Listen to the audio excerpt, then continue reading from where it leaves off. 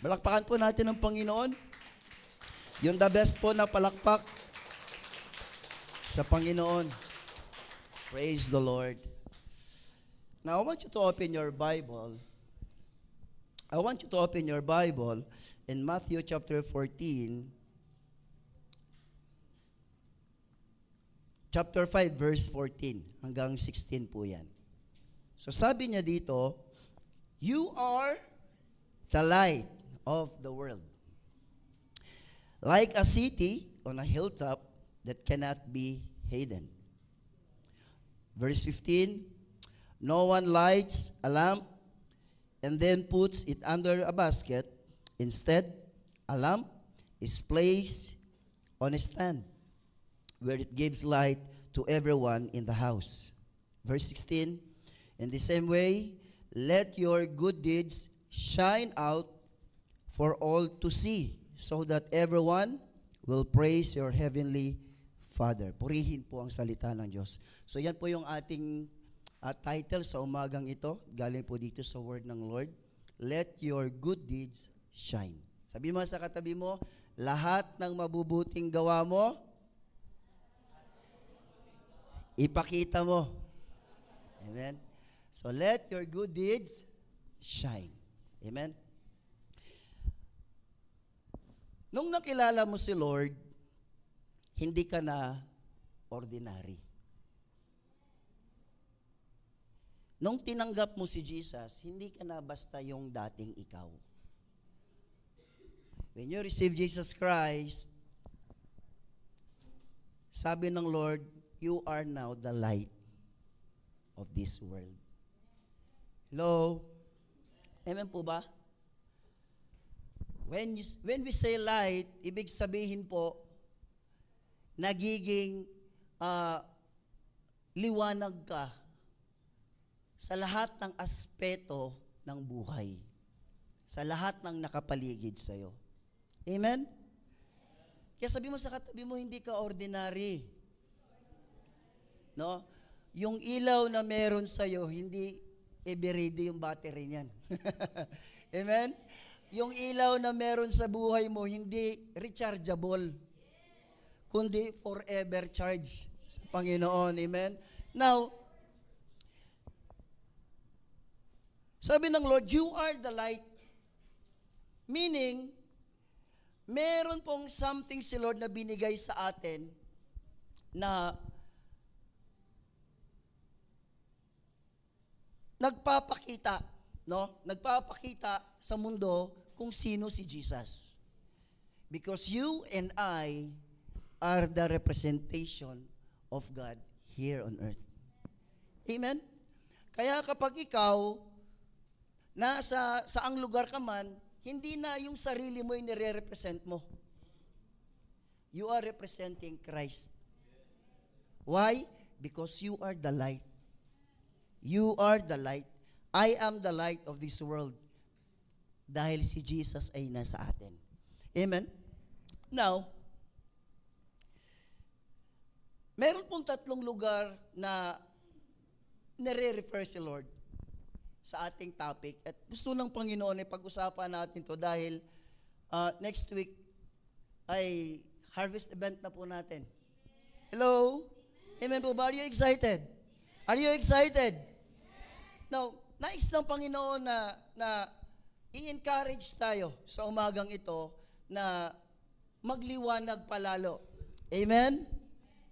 Now, 3 places na sinasabi ng Panginoon dito na kung saan tayo dapat ay magliwanag. So, number 1, mabilis lang po yung topic natin. Kasi maliwanag na rin naman tayo. Amen? So, mabilis lang po yung topic natin. Amen? So, number 1, sabi ng Lord, be the light in the world.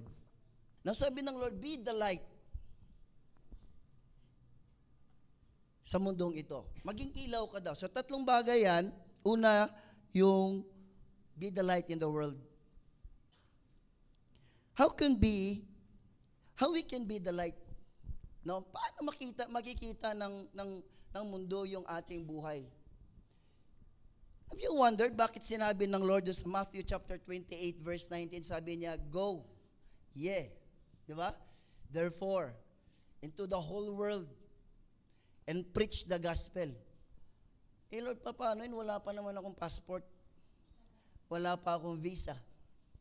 Paano po ako makakapunta sa mundo and to preach the gospel? How? You know what? World is under in our hands. Sino naniniwala na ang mundo ay nasa ating mga kamay lang sa ating mga panahon ngayon? Hindi madaling makita ang ilaw sa panahon natin ngayon. Paano, Pastor? Now,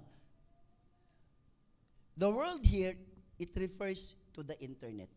How is your life when you are in the internet? How is your life when you are in the Facebook? That is world. Anyone can see you. Hello? Anyone can recognize you.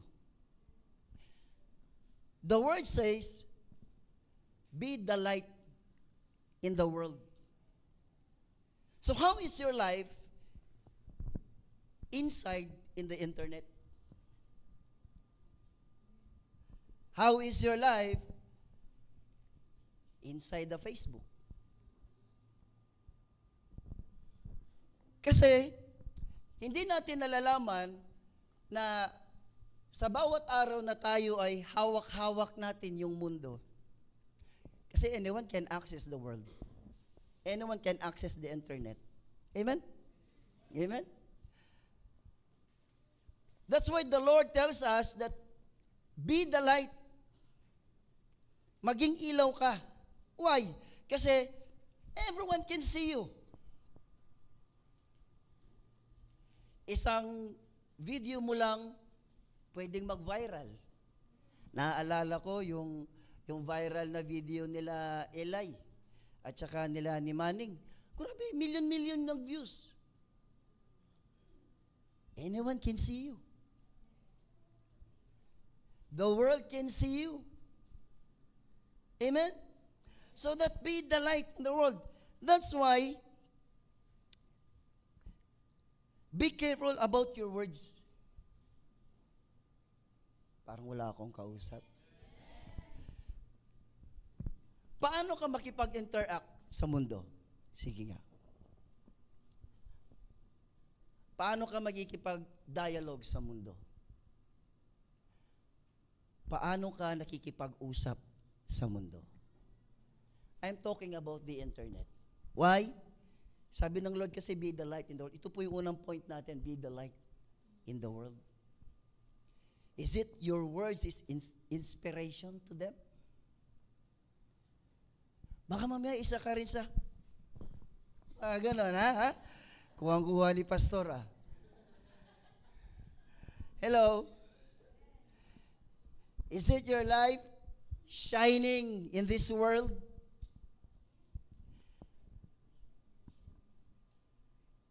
Be careful about your posting. Your single post can affect the whole world. Hello? Wala kang ang visa, wala kang ang passport, pero pwedeng makarating yung salita mo sa iba't ibang bansa. That's why the Lord says, be the light in the world. Maging ilaw ka.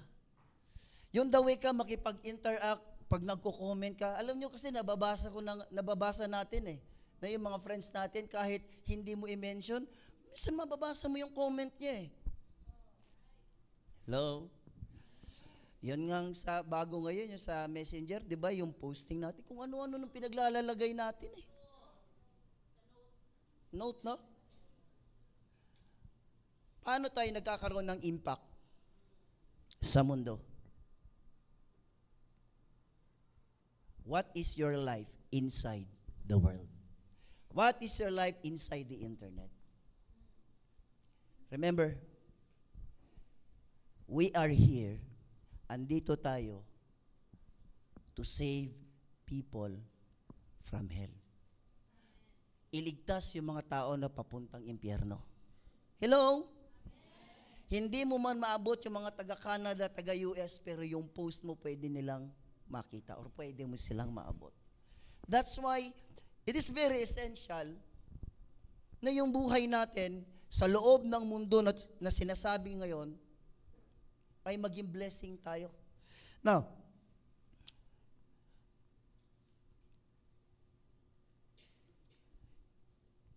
bakit kailangan na maging careful tayo sa ating salita, sa ating mga action sa loob ng internet? Why? Because someday, may mga taong makaka-realize patungkol sa'yo. Isipin mo to, hindi mo alam, your friends, isang araw makakaranas ng depression, makakaranas ng stress sa buhay, and is about to kill yung buhay niya. Your friends, so you're posting about God. One day, makakaranas sila ng matinding trouble sa buhay. And they will remember you. One day, nakita niyo yung post mo. There is hope in Jesus. Hello? Hello? One day, makikita niya, maaalala niya, ay, napansin ko yung kaibigan ko sa Facebook. Nag-post siya na may kapayapaan sa Panginoon. E paano kung iba yung na-post mo? Ano ang makikitang liwanag ng mga taong nandoon? Alam niyo ba na makikilala mo ang totoong estado ng buhay ngayon ng tao sa pamamagitan lang ng post niya sa Facebook? Ha? Dati, maraming nagpo-post na feeling sick. Noong nagkaroon ng COVID, wala na akong nakitang nagpo-post ng feeling sick. Mahirap na, baka i-quarantine eh. Di ba?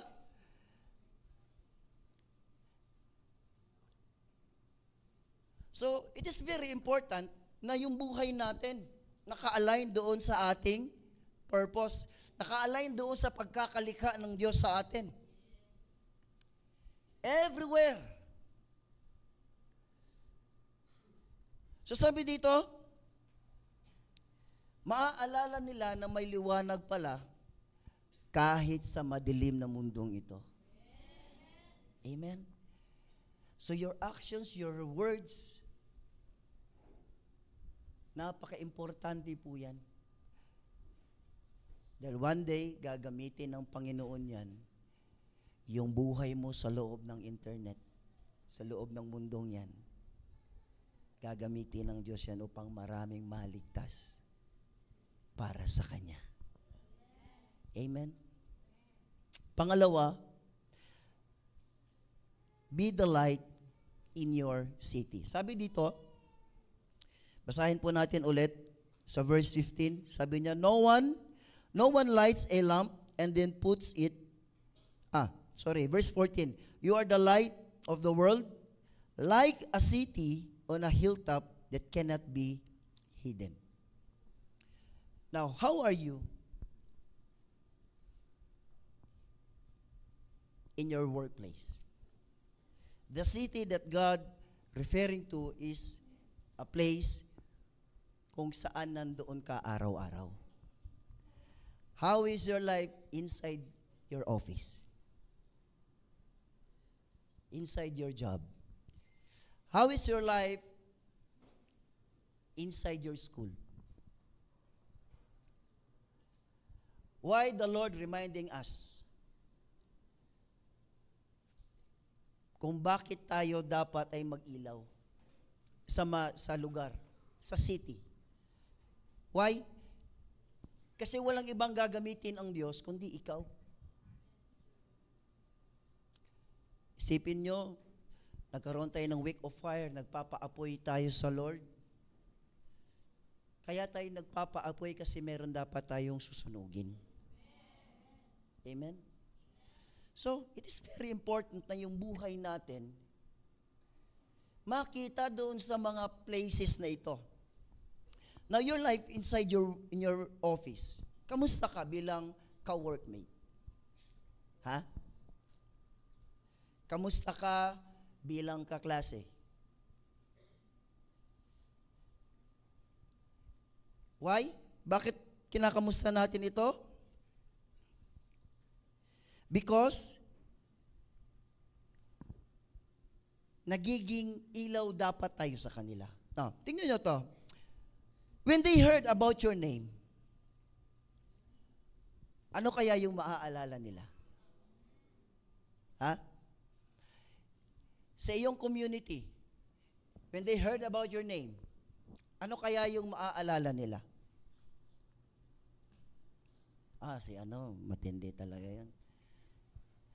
Pag may boss, doon lang kumikilos yun eh. Ha? Si kakakopya lang kanina, kaya nga pumasa yun eh. What is your life inside the city? Paano ka nagkakaroon ng impact? This is a reminder sa buhay natin. Why? Kasi lagi yung cycle natin ay mag-win para sa Panginoon. Then, dapat yung buhay natin nagkakaroon ng impact. Paano ngayon nagkakaroon ng impact? Kung ang buhay natin impacto. Ha? Paano nagkakaroon ng ilaw yung mga classmates mo kung ang salita mo ay salita rin nila? What I'm talking about, ibig pastor, dapat nag-i-English ako? Hindi ganon. Pag sinabing your language is different from them, ang ibig sabihin po nun, kung nagmumura sila, hindi ka nagmumura. Because you are the light. Ikaw yung ilaw sa mundong ito. Ikaw yung ilaw sa loob ng workplace. Alam mo ba, na kahit hindi ka magsalita, your actions, alam nilang born again ka. Isang araw, tatanungin ka eh. Born again ka na, huwag kang mag-deny. Diba? Bakit naman? Kasi hindi ka nagmumura. Hindi ka busit sa loob ng workplace natin. Ikaw yung nagpapababa lagi ng tension. Ganun ba? Yun bang kapag nandiyan ka, yun yung mga ganun, yung kapag nandito ka sa meeting, yung bumababa yung pressure. Hindi yung alam mo, kapag nandito ka, lalo kaming kumukulo. Di ba? Hindi yung iiwasan ka. Kasi ikaw yung nagdadala ng gulo. So be the light. Panindigan mo, kapatid, kasi pinili ka ng Diyos para sa isang mission. Amen? Para sa isang purpose. At yung purpose na yun ay dalhin ang mga taong hindi pa nakakakilala sa Diyos sa Kanya. So be the light. Huwag ka nang aandap-andap pa. Amen? Hindi po makakatulong na ang isang ilaw ay walang silbi. Look at this. Pag pinatay natin tong mga ilaw na ito, for sure lahat tayo lalabas sa pinto na yan. Right? Why? Wala tayong nakikita eh. So parang tayo yan. Nag-i-exist tayo, halimbawa, yan, napundi. Nag-i-exist ka pero wala kang kwenta. Nakasabit ka nga, pero hindi mo nagagawa yung purpose mo. So isang araw, meron pong galing pong US. So excited siyang umuwi ng Pilipinas dahil birthday ng mother niya. So, nung time na yon, ay binilhan niya ito nung latest na iPad. Latest talaga. Ano yung pinaka-latest ngayon na iPad? Hindi nyo alam, wala kasi kayong iPad, no? Pare-parehas tayo. So binilhan niya ito ng yung latest talaga na iPad, yung kaka-launch pa lang. Tapos binili ka agad. So excited siya kasi alam niya na isang pindot lang niya doon ay talagang mabilis yung processor. Lahat mabilis. In short, the best na the best yung regalo. So pag uwi niya doon sa bahay, sabi niya sa mama niya, Ma, happy birthday. At meron akong gift para sa iyo. So, binigay niya, Ma, ang ganda. Bagong labas to ng Apple. So, lumipas yung mga araw, bumalik yung anak, kinamusta niya yung mother niya. Sabi niya, Ma, kamusta yung iPad?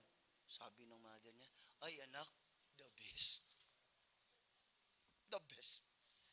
The best among the rest. Nagtaka yung anak, anong the rest? Sabi niya, anak, halika. Sinampol niya, ginawa niyang tadtaran. Anak ko, hindi nabasa ko.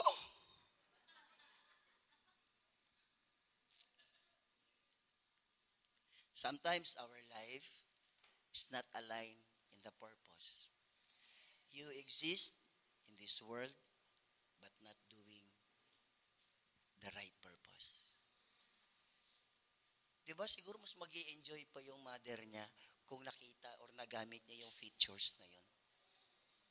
Kaya lang minsan tayo, mas pakinabangan pa tayo ng mundo kaysa sa pakinabang ni Jesus sa buhay natin. Ginagawa nating tadtaran yung sarili natin. Ha? Tapos yung isa naman, ganun din, birthday din ng mother niya. Binilan din niya ng regalo.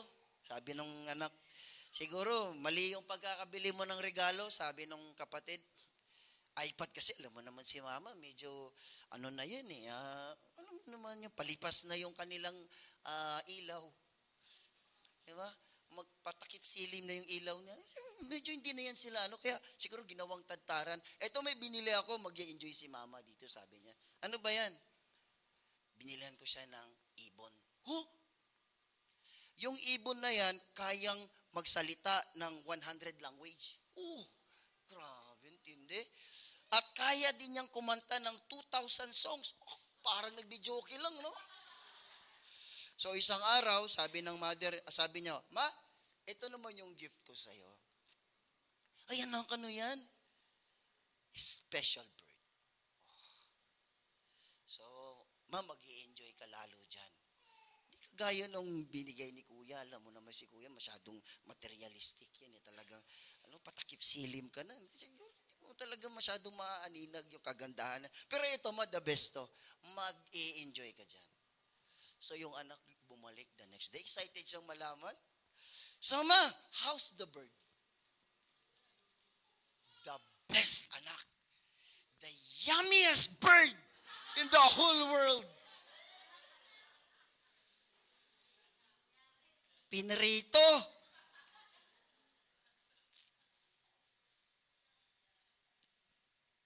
Sayang yung purpose. Minsan sayang yung anointing. Hindi nagagamit. Amen? Yung anointing natin, minsan yung mundo yung nakikinabang eh. Isang araw, nagkaroon kami ng LG meeting. Na-review ako ni Bishop Alan. Sabi niya, Pastor, alam mo, natutuwa ako ngayon sa'yo. Bakit po, Bishop? Kasi, nandun ka na ulit sa tamang purpose. Ay, ganun po ba? Kaya alam, meron siya sinabi, sabi niya bandang huli, alam mo, Pastor, si Grab lang ang nakikinabang sa anointing mo. Minsan, yung mundo yung nakikinabang sa anointing na binigay ng Lord sa atin.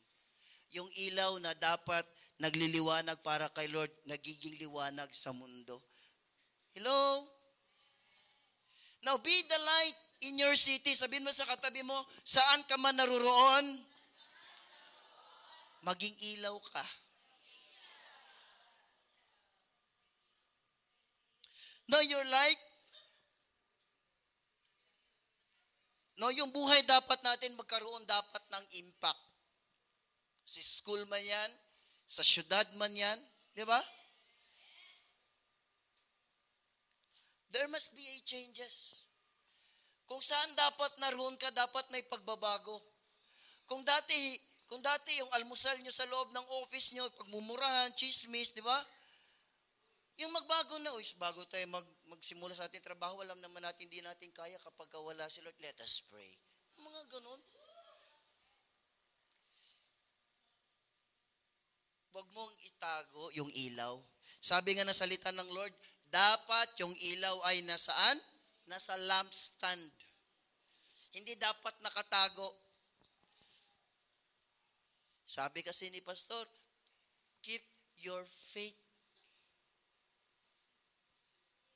Iba pala yung pagkakaintindi niya sa keep your faith, tinago. Ang ibig sabihin ng keep your faith, manatili ka sa pananampalataya mo kahit saan ka man naroon. Amen? Kaya pala walang nakitang ilaw kasi tinago. Hello? Now, tingnan nyo to.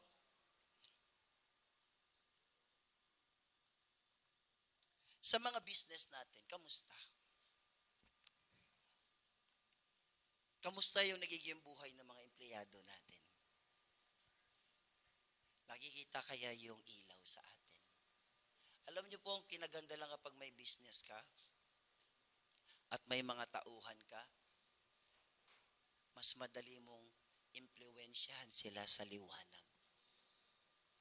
Amen? Dapat yung buhay nababago, hindi lang yung bulsa. Amen po ba? So be the light in the city, in the place, no, kung saan naroroon ka, sa lugar kung saan ka ngayon kumikilos. Be the light. Pangatlo, be the light in your home. Sino dito nag-iilaw ka ngayon sa bahay natin? Sabi ng verse 16, in the same way, sabi niya, let your good deeds, tuloy natin dito sa verse verse 15. No one lights a lamp and then puts it under a basket. Instead, a lamp is placed on a stand where it gives light to everyone in the house. Kapag umuwi ka sa bahay nyo, anong tingin sa'yo? Ha? Pag umuwi ka sa bahay, anong tingin sa'yo? Shhh! Tahimik, nandyan na si Jesus. Ha? Ganun ba? Or, ayan na naman yung galing kang church? Matutulog ka na, galing church. Mga ganun. How is you? Paano yung buhay natin? Paano tayo nagkakaroon ng impact sa loob ng tahanan? Remember that our family is the first ministry natin. Amen? First ministry natin ng pamilya. Now, we are praying for them. Di ba may prayer for 3 tayo? We are praying for them. Niluluhod natin sila sa Panginoon. Pero walang kwenta kung walang ilaw silang nakikita sa atin. Amen? Paano sila maniniwala na may kinabukasan sa Panginoong Hesus kung wala silang nakikitang kinabukasan sa iyo? Ha? Tamang-tama pala yung kasabihan, no? Sermon, yung ganito. Sermon pala talaga. Pero hindi naman sermon na di ba?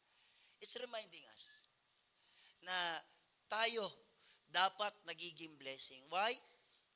Kasi nagiging ilaw ka dapat sa loob ng bahay. Kung naging ilaw ka sa city, dapat much more kang nag-iilaw sa loob ng tahanan. Why? Because our family is our first ministry. Kung meron mang unang mabibless sa buhay mo, walang iba dapat yon kundi yung pamilya mo. Amen? Kung meron mang dapat unang makakakilala, gagamitin upang makilala ang Panginoon, ikaw dapat yon.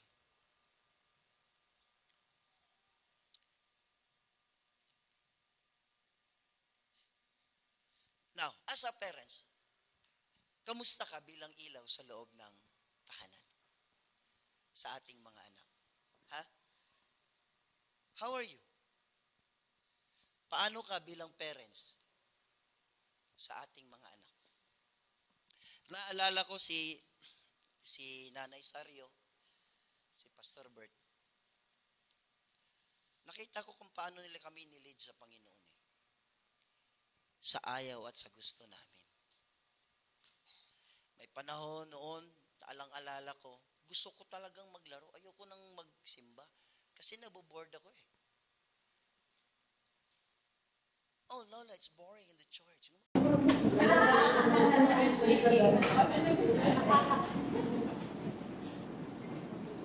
Buri-buri, magbibis lang. Eh sila mother at si Pastor Berto, nauna kasi sila dito sa Pampanga. So laking lola talaga mo. Kaya magbibis ka na, malapit na yung oras. Alam kung hindi kami magbibis, hindi kami gigising na aga. Ngayon, di ba na kasi ngayon eh, kapag talaga hindi na nasasaturate ng discipline, ipupups ka pa eh, mother mo, nila. So,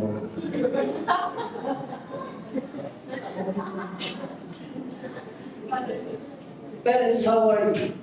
Kamusta ka sa loob ng tahanan? Kung meron ng unang dapat makitaan ng liwanag, ikaw dapat. Hello? Paano tayo magkakaroon ng malaking impact sa mundo, sa ating syudad, sa ating workplace, kung sa ating buhay, sa loob ng tahanan, wala tayong impact sa ating pamilya? Kapag gaya yung anak mo, magiging proud kaya yung anak mo kapag hinanap ka sa lugar niya? Yan ba, yung mama mo, mabait yun. Mabait yung mama. Yung pag hinanap, yung pangalan mo, yung ano yun, yung mabait na, hindi mo talaga. Tignan mo yung mga anak mo. Yan. Tayo yung mga pagulang. Sinasama ko na si magulang na rin. Yung ibang kasi dito, hindi magulang, magulang. Malagulang. Kaya kung ikaw, anak, nakatira ka pa rin daw sa magulang mo, magulang ka. Parents, be the light. Isang araw,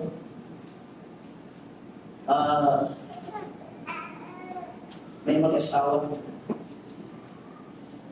In-interview yung lalaki. Sabi nung nag-interview, kamusta yung ilaw ng tahanan? In-interview. Sabi nung lalaki, alam mo, sir, yun nga eh. Ang alam ko, ilaw siya ng tahanan. Bakit ganon? Parang speaker ng tahanan.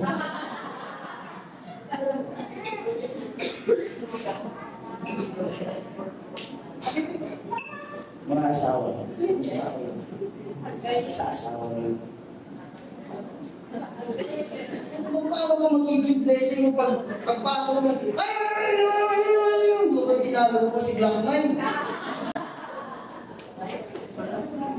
Kung kayo tugawagan, talagang matindi. Tinanong ko si Glock 9 sa bilis mo sa left. Kamusta ka bilang asawa sa asawa niya? No? Bakit natin pinag-uusapan yan, Pastor? Kasi nga, gagamitin tayo ng Lord para sa ministry niya. Gagamitin tayo ng Lord upang makita sa buhay natin si Jesus. Amen. Huwag po natin itago. Amen? Dapat sa loob ng tahanan nagkakaroon ng ilaw eh, no? Alam minsan kaya nagsisigawan sa loob ng tahanan, wala nang ilaw eh. Nasaan ka? Kahit katabi mo lang kasi walang nakikita. Brown out kasi.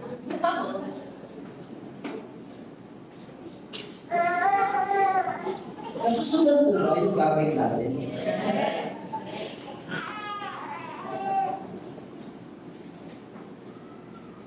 Be the light in our own lives. Hindi, wala namang perfecto. Walang perfecto sa Lord. Kaya ang kinaganda lang, kapag may Jesus ka, naiintindihan mo kung paano bumalik doon sa promise. Kaya yung mga speaker na napangasawa niyo, hindi na lang siguro, kinaan niyo na lang yung volume. Ha?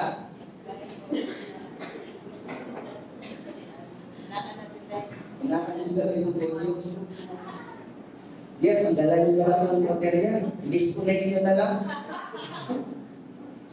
Kaya alam pala, sinasabi natin ganyan, hindi pala mag-recharge yung material natin eh.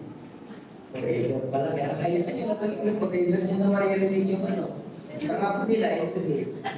Narap nyo niya. Now, look at this. Tuloy po tayo.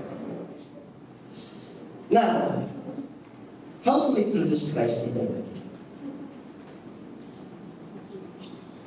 Paano natin ma-introduce Jesus? Paano natin maipapakilala si Jesus? So, kanina pinag-usapan natin, be the light in the world. Be the light in our city, and be the light in our family, in our home, in our house. Now, how to introduce Christ? Sino naniniwala na kailangan natin i-introduce ang Panginoon? Now, sa verse 16, tingnan nyo ito, basahin mo natin. In the same way, let your good deeds, sabihin mo sa katabi mo, good deeds. Good deeds. Shine out for all to see. Ibig sabihin, meron dapat makita. So that everyone will praise your heavenly Father. Bakit kailangan natin ipakita ang ating mga good deeds? So, anong ibig sabihin ng Lord dito? Let your good deeds shine out for all to see. Ano ibig sabihin ng Lord dyan? The world must see different. Ano yan, Pastor? Be kind in the world. Kindness. Sabi mo sa katabi mo, kindness. Meron pa tayo isang linggo. Ipakita yung kindness natin. Hey! Meron pang isang linggo. Pastor, medyo umandam yung ano ko. Nung naapo yan, medyo naihipan. Ngayon, magpapa-apoy yung kami kasi may isang linggo pa para makapag-meet kami. Tingnan ito. Kindness, what does it mean? Kindness means favor. Sabi mo sa katabi mo, favor. Pag binasa niyo po yung ibang translation or ibang meaning sa salitang kindness, ibig sabihin ko lang sabi doon is favor. Now, what is favor? Favor is sympathy or support. Sabi mo sa katabi mo, sympathy or support. Now, ngayon linggo nito, sino kaya yung ating bibigyan ng sympathy at support? Sabi ng Panginoon, dapat ipakita mo yung good deeds, yung ating kindness, yung pagiging kind natin sa mundo. Why? Kasi kailangan nilang makita, kailangan nilang maramdaman na meron palang mga Kristiyano, totoong Kristiyano, na kasama nila. Hello? Kailangan nilang marinig na meron palang Kristiyano pa na totoo na magpapakilala kay Jesus. Na kaya kang gumagawa ng mabuti, hindi para sa sarili mo. Kaya mo tinutulungan yung kaklase mo sa assignment niya, sa project niya, hindi para mapalapit sa'yo. Hindi dapat nun. Kasi you want them to know Jesus. Now, bakit mo binibigyan ng trabaho yung mga tao bilang boss? Kasi ang unang purpose mo para makilala nila si Jesus. Na hindi dapat nananatiling ganyan yung buhay nila. Sa workplace mo, alam mo na may problema, itutulungan mo. Mas madaling tumulong o magpakilala si Jesus kapag meron ka nang naitulong sa isang tao. Tingnan mo si Jesus. Jesus is so very, strategic. Bakit maraming tao sumusunod kay Jesus?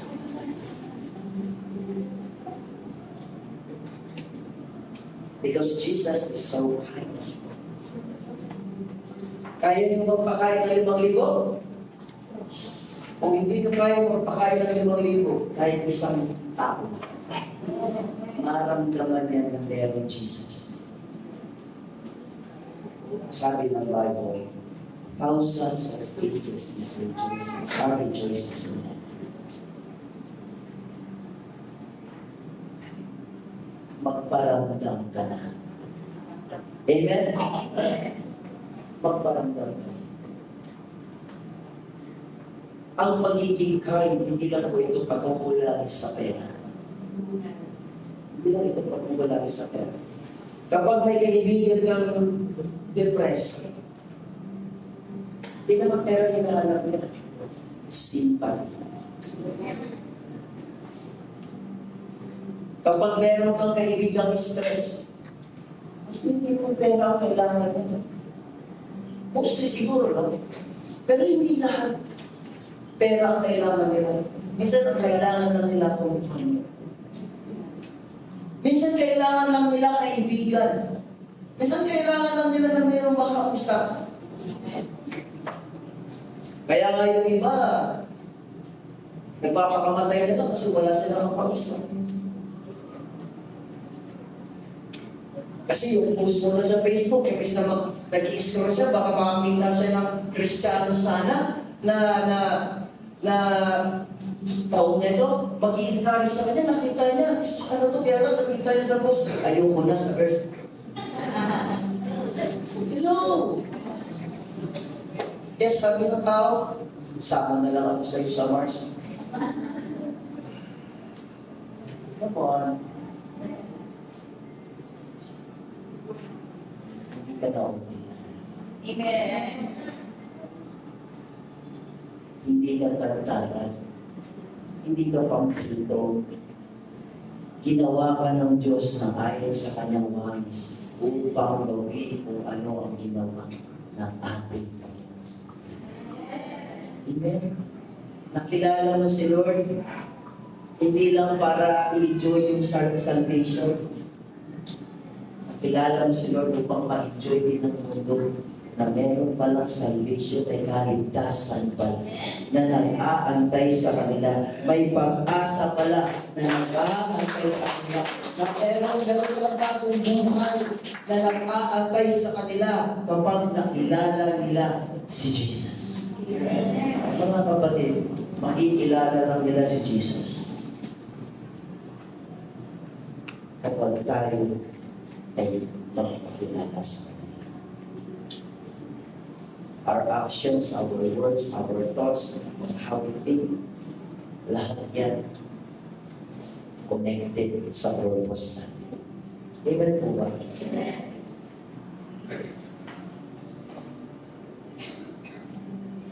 Show favor. Magpakita ka ng favor sa atin. Kung ikaw, pinag-pray mo yung mother mo, pinag-pray mo yung kapatid mo, pinag-pray mo yung parents mo, gumawa ka ng favor. Ito lang yung sa bagay na hindi mo kailangan ng pera. Sa loob ng tahanan, gulatin mo sila. Gulatin mo yung mama at papa mo, ikaw na yung maghuhugas ng plato. Amen? Gulatin mo yung kapatid mo, pinagluluto mo na siya. Kung si ate, parang may ibang spiritong sumapit. Yes! Amen. The Spirit of God. Amen po ba? Ang taong may Espiritu ng Diyos, bumabait talaga yan sa ayaw ng angel. Amen? Gusto mo silang gawin? Make a favor. Show a favor. Do some favor. Yung kaklase mo, walang pamasahe, nakasabay mo pag-uwi. Alam mo naman, paglalakarin mo kung meron ka pang sobra.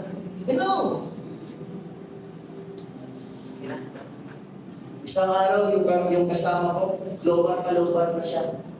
Meron siyang biyahe. Nag-message siya doon sa GC namin, sabi niya, pwede bang rentahan ko yung power bank niya. Rentahan doon niya eh. Minessage ko siya ngayon, puntahan mo yung power bank ko. Ay, ako mo na sa'yo, kahit gusto. Alam niyo, makita mo yung respect ng tao kapag may favor kang ginawa sa kanya. Sabi ko, kaya ko ginawa sa niya kasi pinag-ibig. Sa araw, kapag time ng aming harvest, hindi na madali i-invite yung isang tao kasi meron kang nagawa sa buhay. Amen. Yung favor, yung kindness, hindi lahat ng tao kaya gawin yan. Ba't ito sabi, hindi lahat ng mayaman kaya gumawa ng favor. Yes. Hindi lahat ng may pera kaya gumawa ng favor. Pero yung Kristiyano na may Jesus sa buhay, kaya. Kahit saan pa siya. Okay? Now, conclusion, ito na. Basta. Favor is the open door for salvation. Yung paggawa ng pabor, open door para sa kaligtasan. So, let us make favor. Now, this is the last week para sa ating kindness. Isip ka lang, mama ko, gusto kong mag-lead sa Panginoon. Ang ilagay mo sa mindset mo, huwag mo lang siyang dalhin sa church para pagdagdag sa bilang. No! Dadalhin mo siya sa church kasi gusto mo rin na maglingkod siya sa Panginoon. Amen? Alisin natin yun kasi may goal kami. Don't be goal-driven. Okay yun. Kaya lang, dapat yung goal mo ay maglingkod sila sa Panginoon, hindi na maging dagdag bilang sa ating event. Amen? Dapat maintindihan mo yung heart ni Jesus. Gagawa ka ng favor. Kaya din ko, ang daming nakakilala kay Lord o ang daming sumusunod kay Jesus sa panahon niya. Bakit? Ang galing Jesus gumawa ng favor.